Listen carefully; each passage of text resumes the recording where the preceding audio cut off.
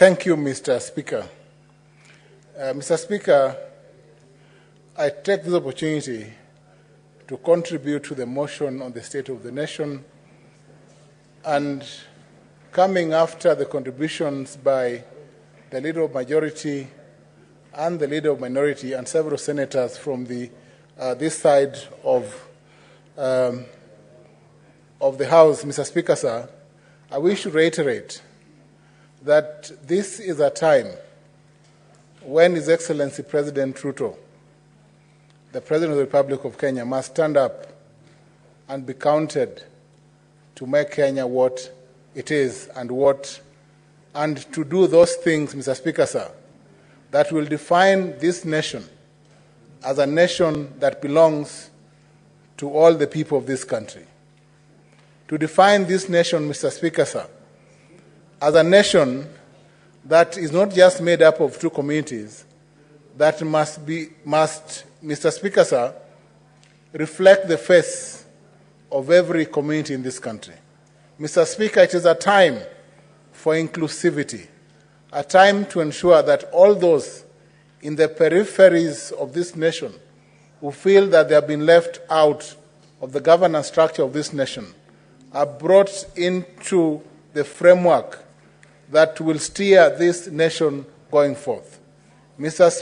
Speaker, a time that those groups, either the Gen Zs or other groups, however they define themselves, Mr. Speaker, sir, must be brought into governance. And, Mr. Speaker, sir, we are here to support His Excellency the President. Mr. Speaker, I have a history and I've been on record as being one of those members of Parliament who have supported and stood with government.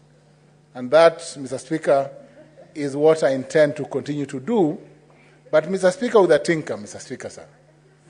I'm happy, Mr. Speaker, sir, that the leader of my party, the Right Honorable Raila Odinga, has seen the need, Mr. Speaker, sir, to work with government with a view, Mr. Speaker, sir, to stabilizing this government.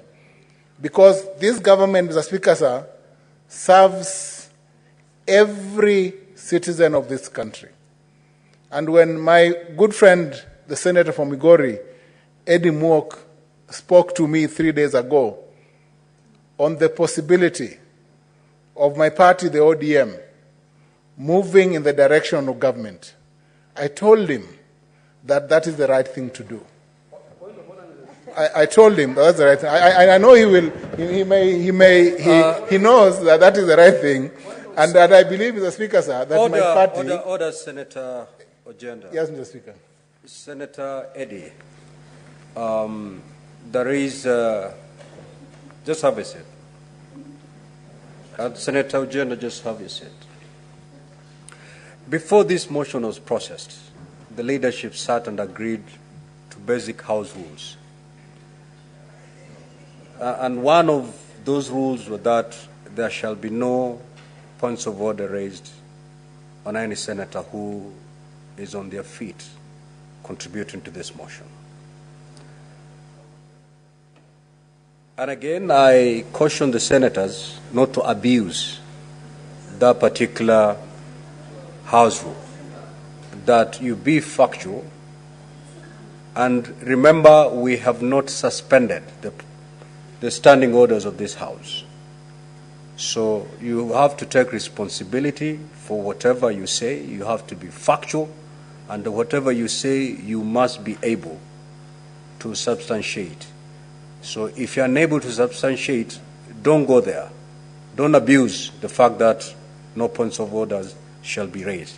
So, Senator Ojienda, if indeed what you're saying is factual, you may proceed. If it's not, just withdraw it and proceed to make your copy. Mr. Speaker, I will proceed, and because Senator Eddie will have a chance to speak, I